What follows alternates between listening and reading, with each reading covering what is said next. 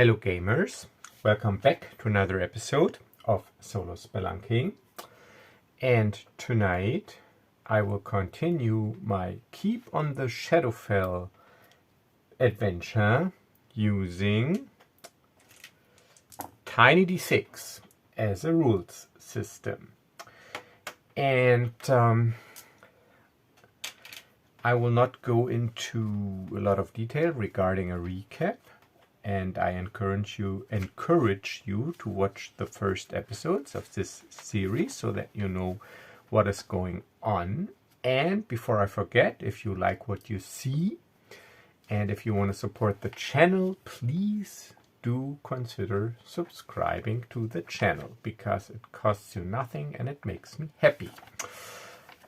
Alright, so we will be continuing where we left off. So we chased a group of cultists and we discovered that they are probably cultists of Orcus or some sort of death cult, and we tracked them through the forest to the ruins of Shadowfell Keep, which you can see here on this picture.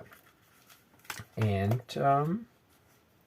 this is where we will continue. And if I say we, so who is we? That is, of course, my hero, Nathan Wayne, Harper agent, operating in the Nentir Vale. And he's accompanied by Yamil, the captain of the Winterhaven militia, and Marissa, an experienced outdoors woman and scout of the Winterhaven militia. And the three of us, we have tracked a group of 4 cultists to these ruins. So,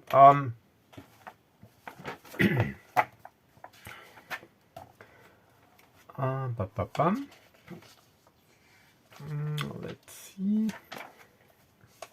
Oh yeah, this is what I read last time. So, approaching the keep. Ahead, the narrow track widens into a clearing. Great piles of shattered stone blocks and scorched timbers dominate the clearing, sprawling out from its center to the edge of the woods. No plants grow among the ruins or within the clearing.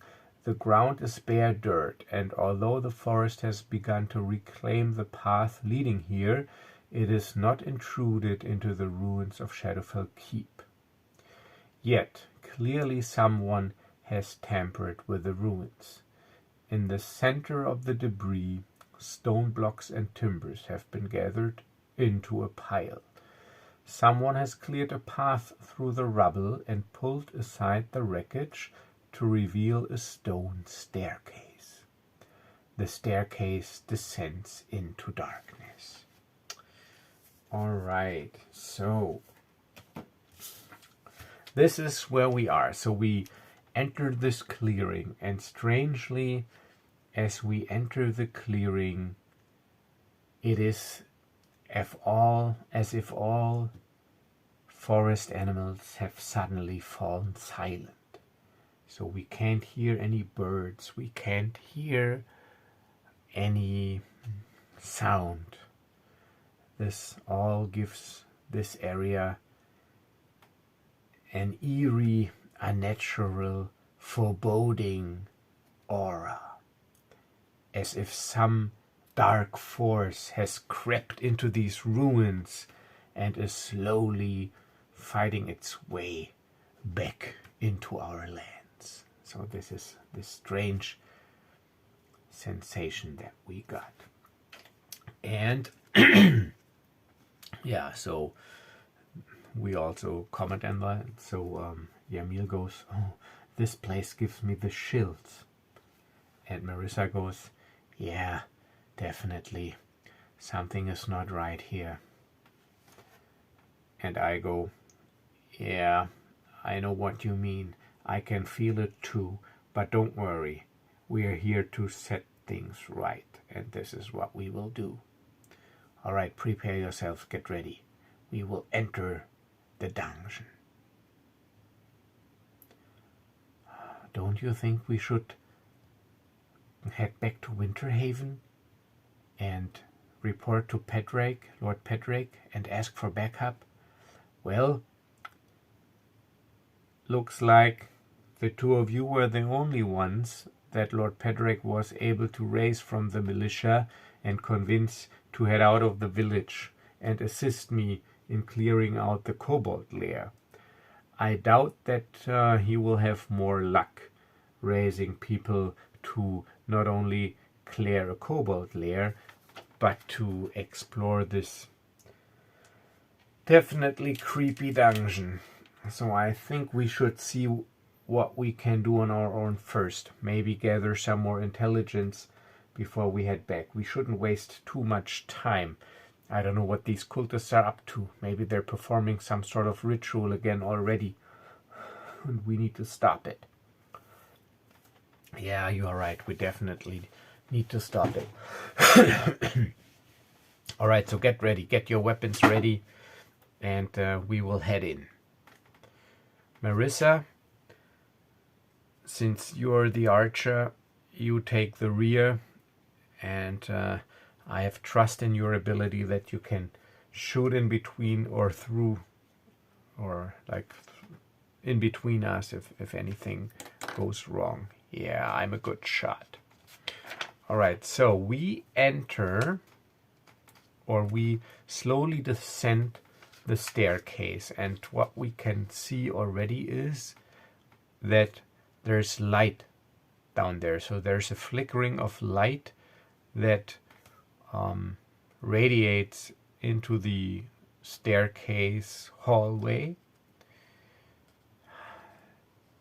This place is lit, so we probably won't need torches.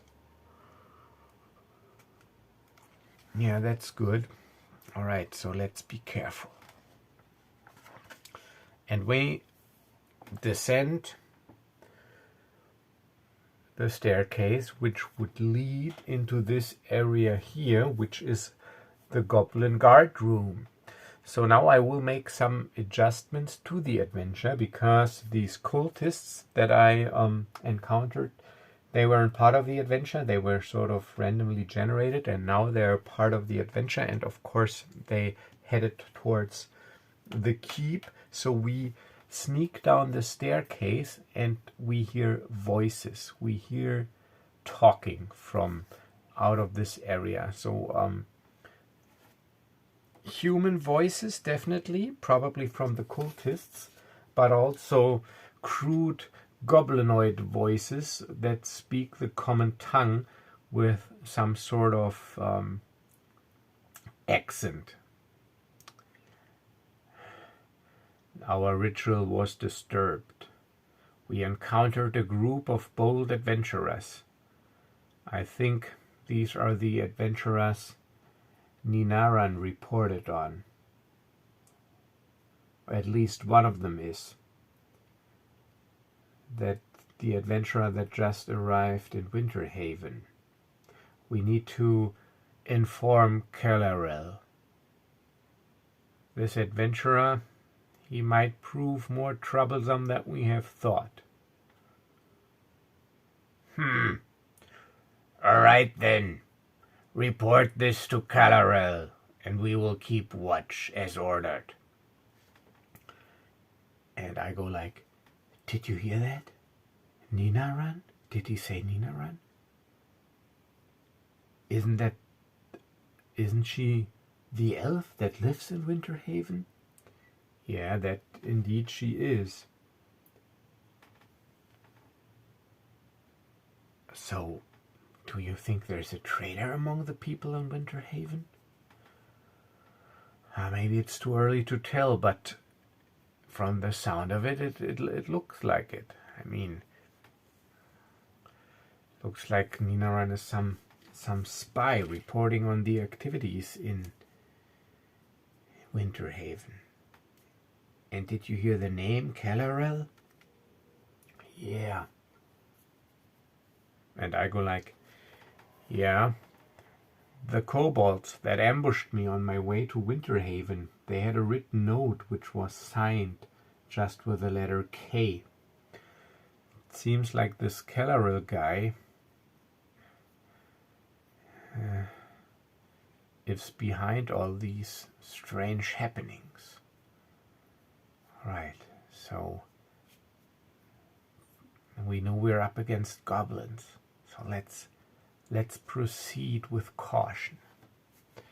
All right, so we sneak down the staircase, and as we approach it, there's a goblin warrior here. So as we approach this, so there's not really, from what I can see, so this is a pit trap, so this is open terrain. There's nothing really to hide or sneak. So when we arrive down here, the goblin warrior, he sees us and we see him. All right, so let's read. The stairway leading down consists of finely crafted stone, perhaps the work of dwarves. Nice stone work. A breeze chills you to the bone as you take each step down. The flicker of torchlight spills from a room at the bottom of the stairs.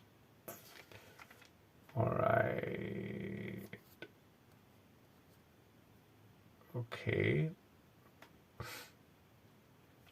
So, we arrive here and we see this goblin.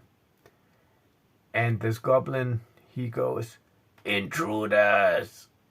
And then he wants to go down this passageway. And his tactic is, of course, to lead us, hopefully, onto this pit. And so that then, while we're in the pit, they can pick us off from above. So let's roll initiative, and then we'll see how this goes. All right, so everybody, so only the players roll, and whoever passes the standard 2d6 test gets before the enemies, and whoever fails goes after the enemies. And I think, I just reread the rules, I think initiative is not re-rolled every round. I think it is pretty static. Even, or whatever the case, I'm usually a friend of static initiative. I don't like re-rolling every round, because as a solo player it just makes things more complicated and slows them down and makes it more difficult to track.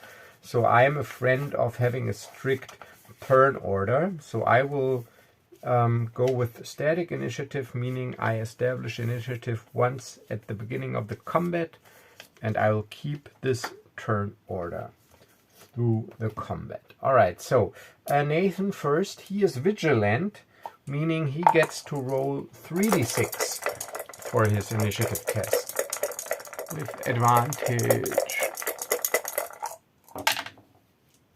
And of course I fail, 1-1-4, so I will go after. Now the captain of the militia, Yamir, 2d6. He will also go after. And finally Marissa, 2d6. She will go before. Alright, so the order of combat is Marissa. This is actually good because she can shoot.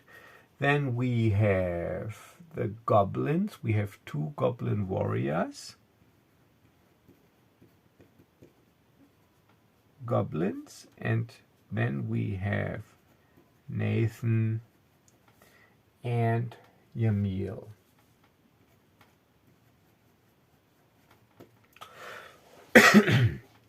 All right, so that's the order of battle. And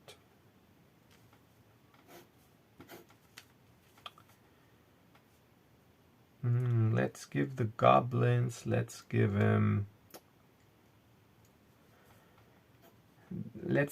3 HP, but they have this goblin agility. Whenever they're hit, they can test 1d6, and if they succeed, they don't take damage. They evade. They are nimble. All right, so okay. So let's get some stuff ready.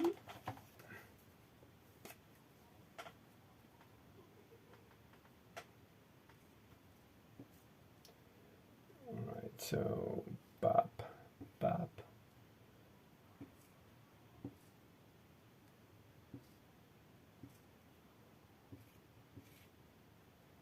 And this is this center room, and here is the hidden pit trap, and here are like little stone columns or pillars, and I can see this room 1, 2, 3, 4. 1, 2, 3, 4. All right, so here this room will open up, and we come down this stairway with Marissa in the rear, and there is this goblin warrior here who was yelling intruders, and yeah, the other goblins are still of the map, and Marissa, she goes before the enemies, so as he wants to retreat, she lets an arrow go, and she's got mastery with her bow, so she rolls 3d6.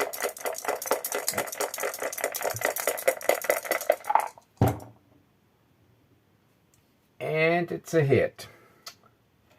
Alright, so this is Goblin Warrior 5. He's got this purple 5 here. And he's got 1, 2, 3 hit points. He can test 1d6 to see if he can evade. And he doesn't, thankfully. And usually it takes an action to reload the bow. But she's a quick shot. She can shoot again.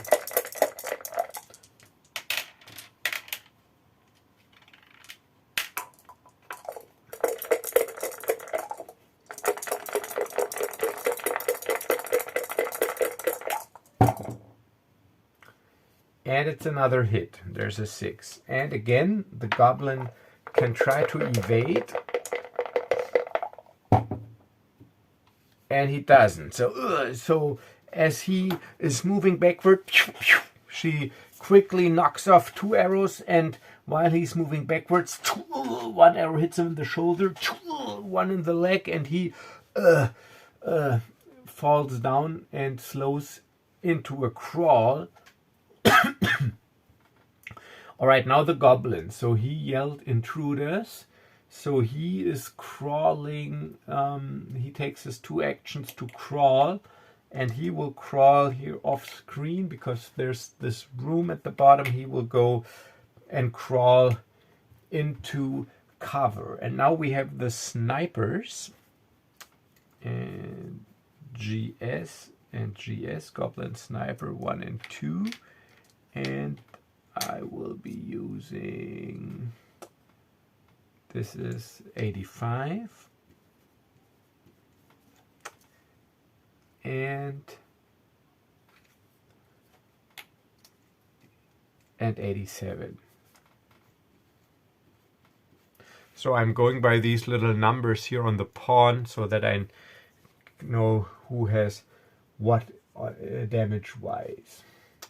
Alright, and these snipers, they will be shooting around the corner. I know you can't see them because this is off your camera, but they're practically here so that they can shoot up this hallway. So if the scene gets more dynamic, you will probably see them as they move into view. Alright, so Goblin Sniper 1 he gets to attack, and he attacks Yamil.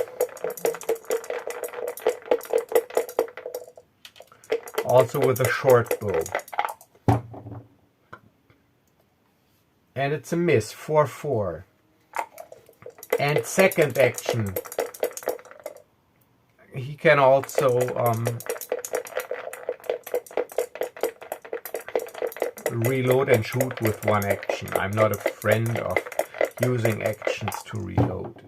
At least not with like short bows or something. If you have like a musket, or which is more complicated. Oh, it's a hit. And Yamil, he couldn't evade yet. So Yamil and Marissa,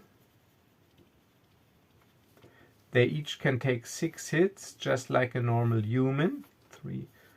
So I make a little log sheet here. So that was the first hit. And let me get my acted marker here. So this guy has acted, and this guy has acted. And now we have the other sharpshooter. So they're not actually stupid. They also, oh no, they split their attacks because there's confidence. Actually, he thought that he would take him down, so he's attacking me, Nathan, because we are in the front.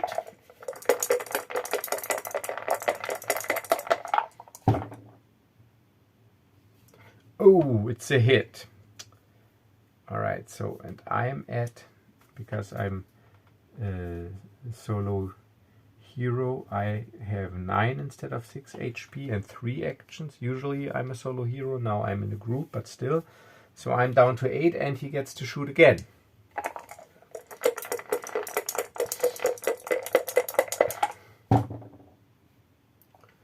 And it's a miss. So it's not a miss, but I get my shield up and poof, parry the arrow from the shield. Now it's Nathan, me, and Yamil's turn. So we only have melee weapons, so we actually need to move. The question now is, do we detect the trap? So now this is the thing with hidden information. So it is, of course, logic to charge to take the shortest path. So we would actually step into the pit trap. But I am vigilant, which means, and also insightful. So what I will be doing is, I will give myself a slim chance. I roll 1d6, so test 1d6. And if I get a success, I spot that there's something off here on the floor. If not, we don't, and we'll probably spring the trap.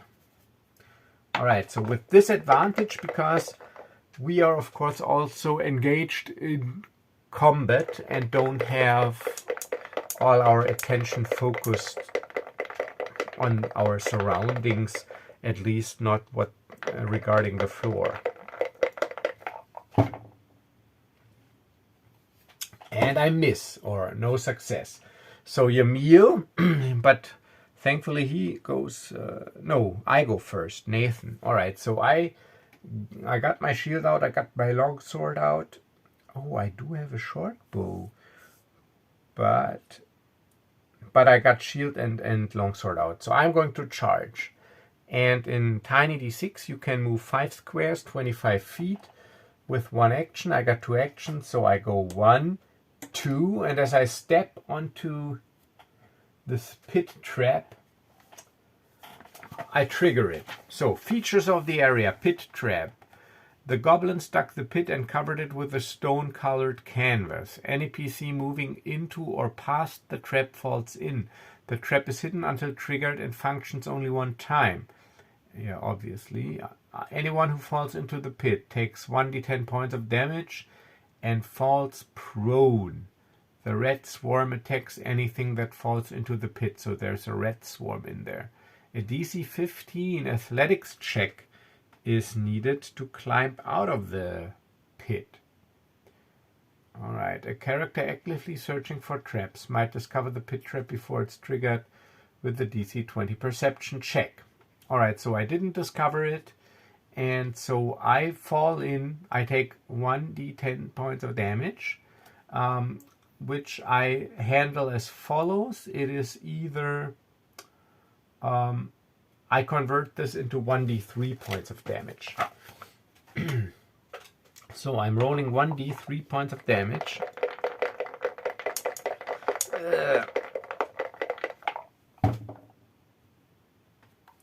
1, 2, 3, 4. That is 2 points of damage. So I fall down, take 2 points of damage, down to 6 HP, and at the bottom of the pit there's a red swarm, which will be represented by this. So it's not a red swarm, it is a large, ferocious, vicious dire red.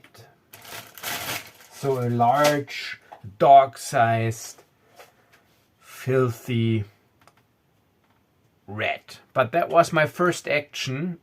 So my first action was move.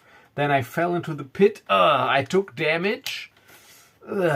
Now I get up, and my second action immediately, as I see the threat of the rat, and I will just put the rat at the bottom of the initiative order, red, and the red, it's got 4 HP.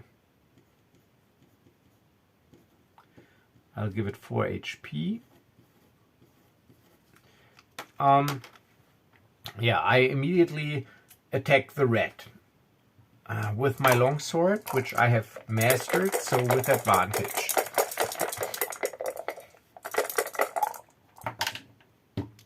4, 4, and that is a 3. So of course I miss.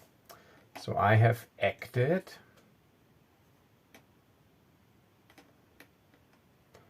This goblin also has acted. Alright, that was Nathan. Now Emil, he of course sees the pit, and he goes like, "Do you need assistance?" And I go like, "I think I can handle it." All right, so he will charge. So he will go 1, 2, 3, 4, 5. 1, 2, 3, 4. So he takes his actions to charge into melee range with his heavy. And she already acted this turn, because she shot the goblin. So now we have the rat left, and the rat acts as well and attacks me with a frenzied bite. 2 actions, 2 attacks. Oh, I forgot. 1 hit. That I actually had 3 actions because of my heroic modifications, but that's alright. And and also I'm in bad shape. All right, so next round, let's see. What can you see? You can't see these goblins, sadly, but all the other things that are going wrong up here. So I'll put this marker here. We are at the new initiative round. Marissa, then the goblins, Nathan, Yamil, and the rat. And the question is, because I know that there's still more goblins, if they're reinforcements. Let's see.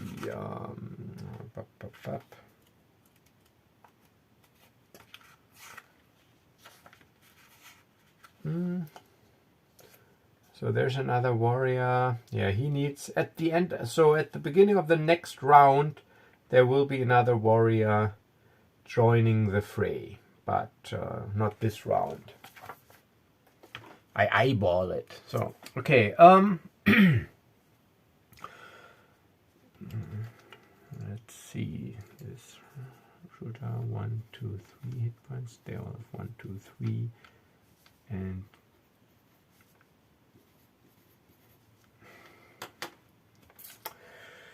Okay, Marissa. So she is shooting at... Yeah, she can only shoot at... Oh no, wait, she... Because there's a melee here, she doesn't want to... So she takes her first action to move up to the edge of the pit, and with her second action, she shoots at the red down there to assist me. She has mastered her bow.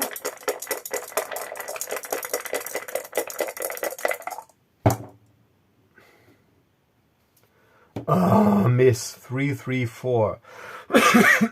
Alright, that was her turn. Now the goblins.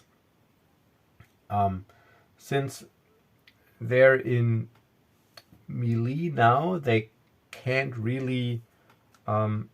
so this guy, I go with him first because he's not engaged in melee. I know you can't see him, so there's a goblin standing here right at the edge of the camera. And he is shooting point blank range, but still not engaged. He's shooting twice at Yamil. First attack. It's a miss. Second attack.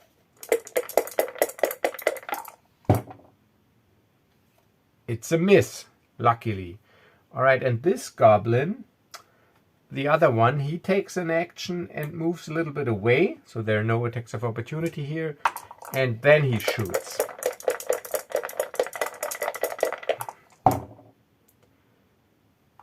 And he misses. So first action was move. Second action was to shoot. So that's the goblins. This warrior here, who has only 1 hit point left, he is not doing anything. So he is basically out of the combat for now. Okay, so Nathan. So I'm facing the red, and this time I will remember that I have 3 instead of 2 actions because I'm a lonely legendary hero. And I will use the first action to attack with my longsword, mastery.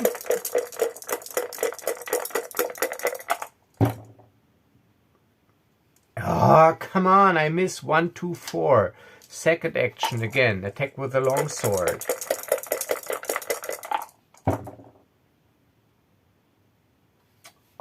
Oh, yeah, 5. Phew, I was almost... Alright, so the red, 1 hit. Alright, and for my third and final action, I will now evade.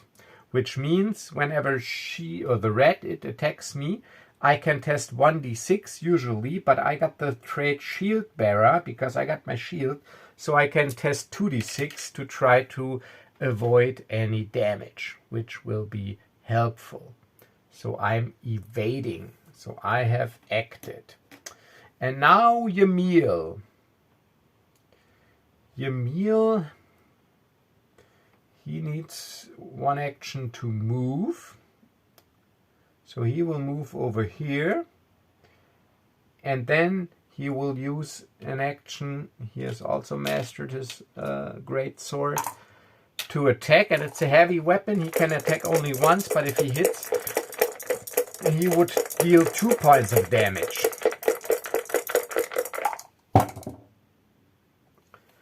Ah, 1, 4, 4. No, we're looking for 5s and 6s.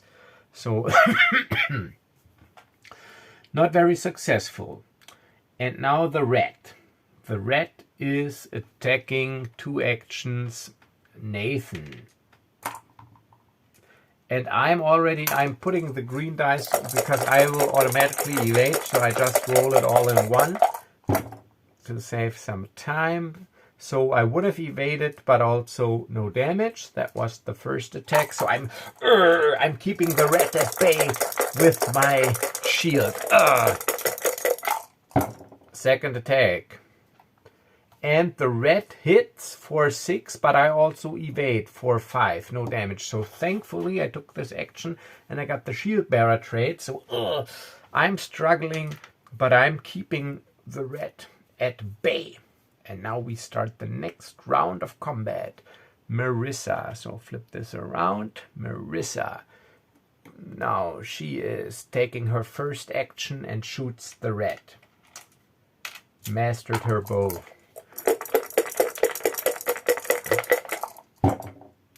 So she does not get disadvantage even though I'm in melee because she's got the high ground. She's got advantage because she's shooting from up there. And she hits 6 and 5. That is one hit for the red. It shrieks. And second action again. Attacks.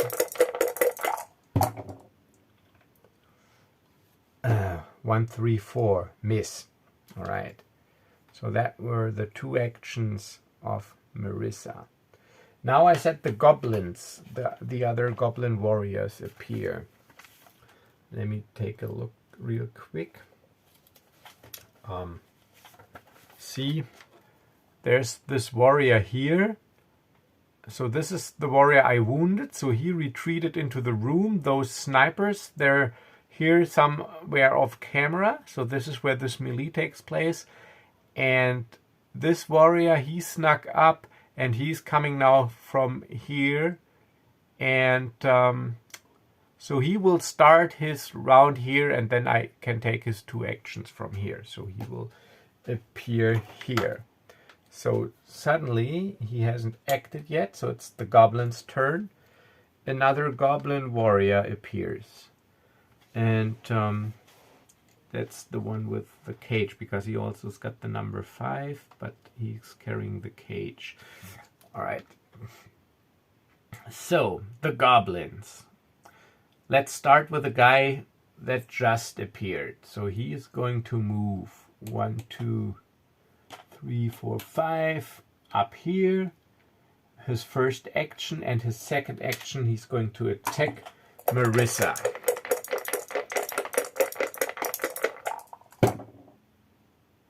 And he hits 2 5s. So I'm not. So 2 6s or 3 6s would be critical hit, but it's not. So it's a normal hit. She can't evade or anything because she already acted. All right, now this goblin that is still at a distance. This goblin. He shoots at Yamil. First action. Attack. And I can't make the same mistake again. I should retreat basically and regroup. So let's say. Oh, it's a miss. Second action. Shooting.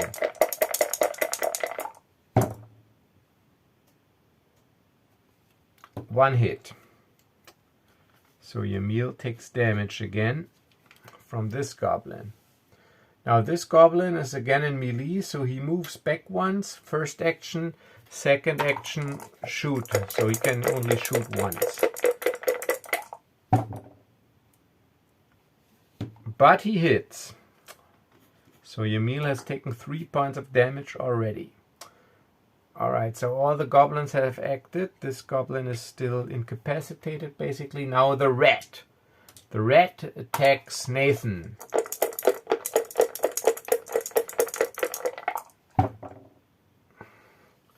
And it hits. Damn it. Oh, wait. The evade action is in effect until the start of my next turn.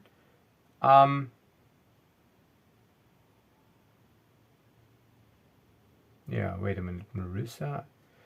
I screwed it up again. No, wait, Marissa. I hate tracking these combats. So Marissa, she's shot. Then the goblins. This goblin. Yeah, these goblins.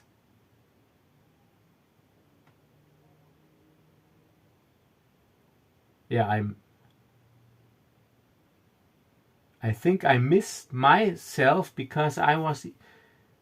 Alright, so Marissa was shooting. Then the goblins. Yeah, now it's why the red is at the end of the initiative order, but it's our turn before. Yeah, so now it's Nathan and then Yamil, and if I messed it up, so what? Alright, so yeah, Marissa, the goblins, all three goblins, Nathan, Yamil. Why was I under the impression that the red is going to go? I mean, it was the goblins. Alright, so, yeah, Nathan, attacking the red. His first action, because I gotta remember to evade. First action. Oh, look at this, 665, but sadly only 1 point of damage. All right, red, 1 point. Second attack against the red.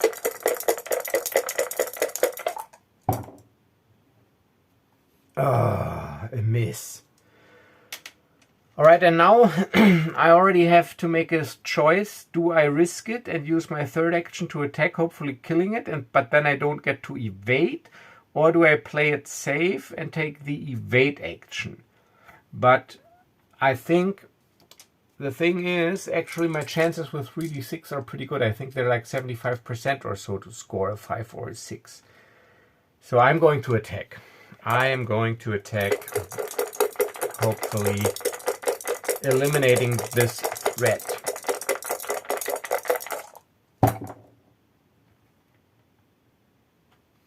Yes, 115, a hit.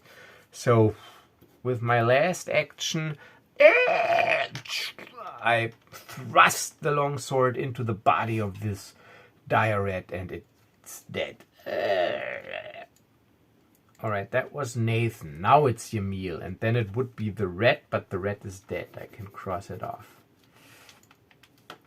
Alright, so Yamil, he doesn't want to actually get cornered here, so he will retreat. So we need to regroup. So he goes 1, 2, 3, 4, 5.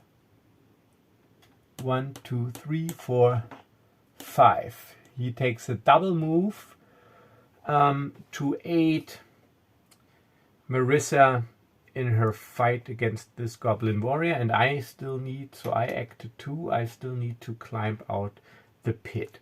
Alright, so now we got this round straight. Now it's the next combat round. So I turn this and we start with Marissa. And Marissa, she also has a short sword. You can see it here on her pawn. So as a free action, she'll just drop her bow and draw her short sword. I count this as a free action. And then she will attack with her short sword in melee. However, she only rolls 2d6. She hasn't mastered it, but it's still proficient with it. 2d6. And it's a spectacular miss, 2 1s.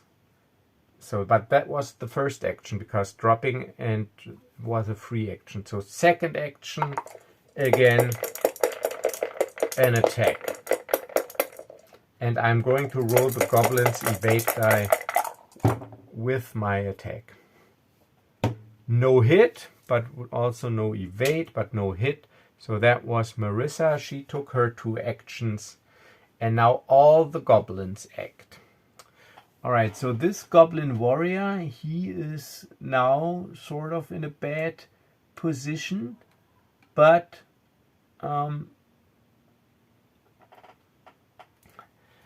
he sees that Yamil is still wounded, or that he's wounded because he's like bleeding from the hits he took.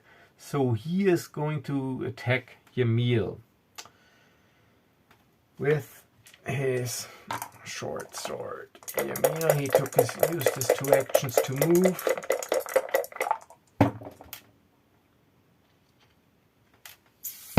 And it's a hit. 2 and 5. The 5 is a success.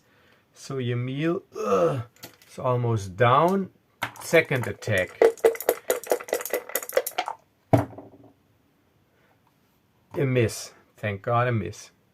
Alright, this goblin acted. Now this goblin is out of order. And now we still have the 2 snipers. So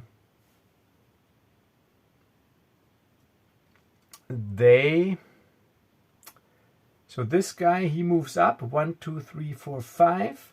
So he moves 1, 2, 3, 4, 5 up to here, so that from here he basically shoots around the corner to try to shoot at Yamil, but with disadvantage because there's an ally in the combat. So it's only 1d6. But they concentrate on Yamil now. It's a hit. 5. Damn. Ugh. So Yamil, he's in bad shape. He takes an arrow to the side. And we still have one more goblin left. This guy, he also moves. 1, 2, 3, 4, 5. He also moves up. And he also, because I am basically one level down, so he's got a clear shot, but also with disadvantage because of the ally. And they want to finish off Jamil.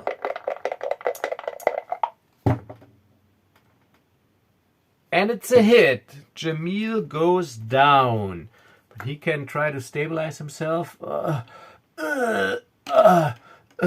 he he goes down. Marissa goes, Yamil! Alright, so that was the goblins. Now Nathan. I got 3 actions. With my first action, I try to climb out of the pit. Normally, standard test, but it is pretty, well, DC 15 athletics. No, DC 15 translated is like a normal DC, so I will not get disadvantage. It's a standard test. I don't have any useful trait like acrobat, so no advantage, but no disadvantage. Standard test, first action, I try to climb out of the pit.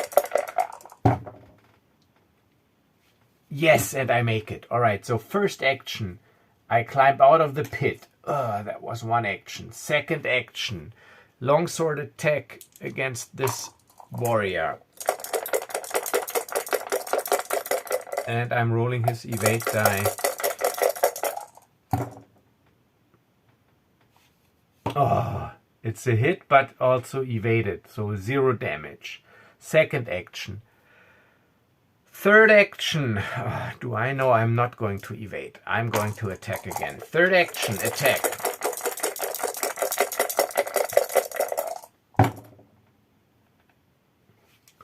Yes! All 3 5s, but sadly not all 6s. But no, that was a 1. So that's a hit. So the warrior takes the first point of damage. That was Nathan, all 3 actions. And Yamil is trying to stabilize himself with 2d6.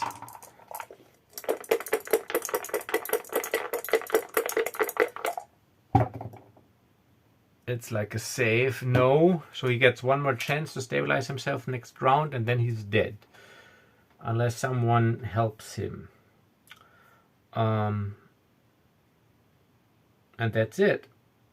New round. Marissa, all the goblins, and then Nathan. Alright, so Marissa, well, she dropped her bow, so she's stuck with her short sword. However, she just goes for it. 2d6 against the warrior.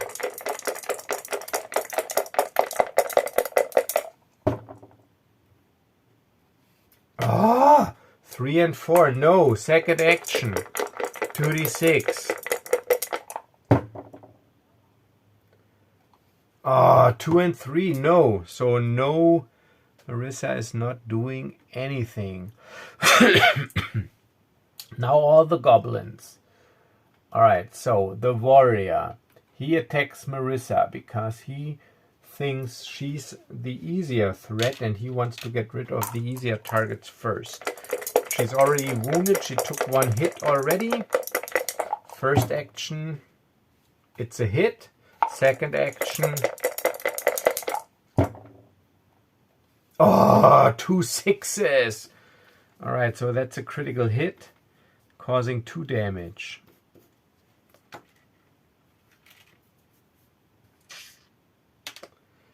Damn. Alright, so that was the goblin warrior. Now we still have the snipers. Alright, so the snipers. Yeah, they want to concentrate now also on Marissa because they see that she took some hits now and that she's struggling.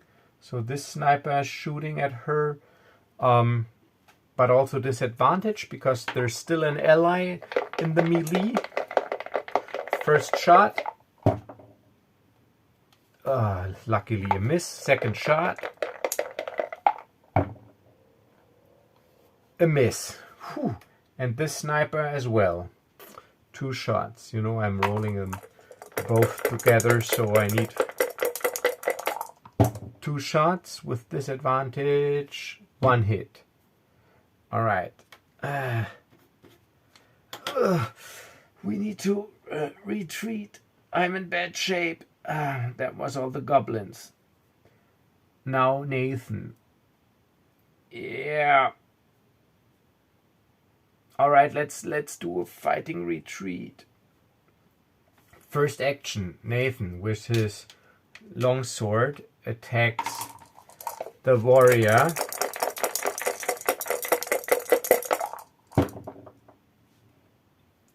Yes, a hit. Oh, I forgot to roll his goblin agility, so that would be a hit until then, but yes, it's a hit. All right, so that was his first action. And now second action. Come on, second action. If I'm lucky, and then I got the third action to stabilize Yamil. Come on, hit now, please. Second action. Yes, look at this, but no, it's a critical hit, but it's also an evade. You know what? Fuck it. I mean, 3 6s is harder to roll than 2 6s. It's a critical hit, so this evades 1 point of damage, but a critical hit deals 2 points of damage. There's still 1 point coming through, cutting him down, because otherwise it wouldn't be cinematic. I mean, 3 6s, look at this. So, that was my second action. Cutting this guy down.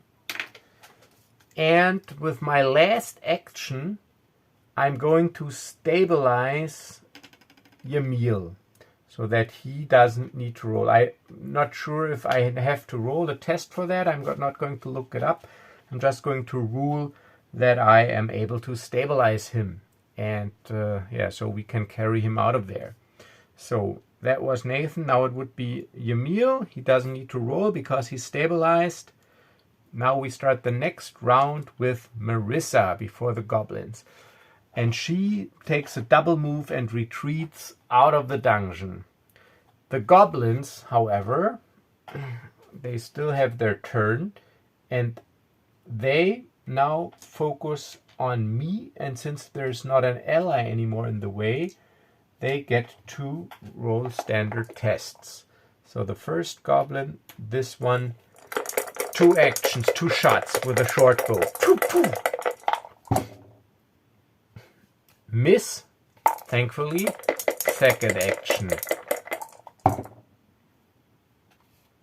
Yes, miss. And this goblin also, 2 shots.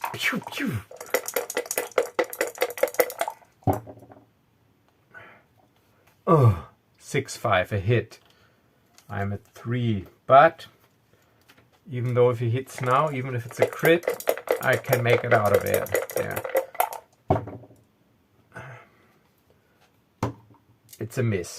Alright, so Nathan. I shoulder him, double move out of the dungeon. We retreat. Whew. That was very close. I'm at 3 hit points. Marissa is at 1 hit point. Yamil is down. So I'm ruling that they're not going to follow because they also lost 1 warrior and 1 is seriously injured. And so they rather reset the trap and report to Caloril and tend to their wounded. So that they have more time to prepare in case we should return. All right. So, 1 long combat, but I had fun. I hope you had fun too. So my time is up, and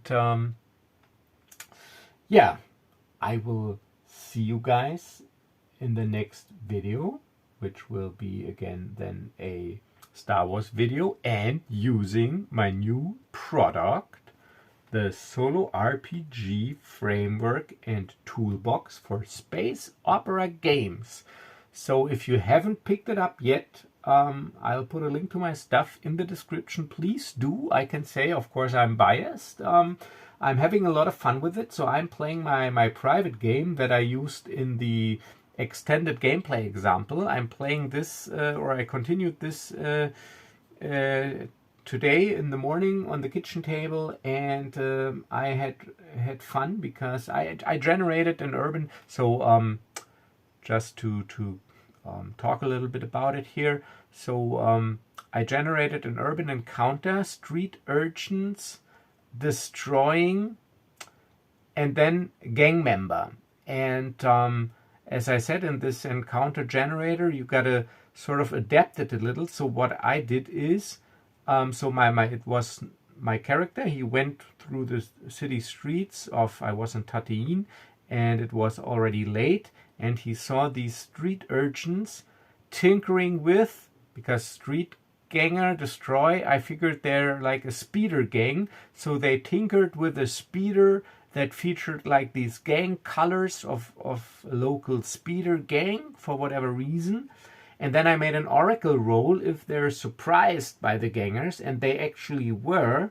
And the gangers, they were about to rough them up, but of course they were kids. I mean, they were street urchins, so I couldn't let this happen. So I intervened, which resulted in, because of the distractions, the kids, they got away, but the heat was directed at me. So yeah, we did a chase scene, like a chase skill challenge through the streets of Nar Shaddaa. And then I was caught up, but in the ensuing combat with 3 street gangers, I set my blaster to stun because I didn't want to kill them. I thankfully prevailed. So that was a fun little encounter that was created with the Urban Encounter Generator. So if you are wondering now what is this guy talking about, check out my, like I said, my extended gameplay example and my product overview of my solo RPG framework and toolkit for space opera, and even better, pick it up. All right, so that's it. Enough promotion. I hope you have a wonderful start into the week, and I will see you guys in the next video. Until then, as always, stay safe and stay healthy, and bye-bye.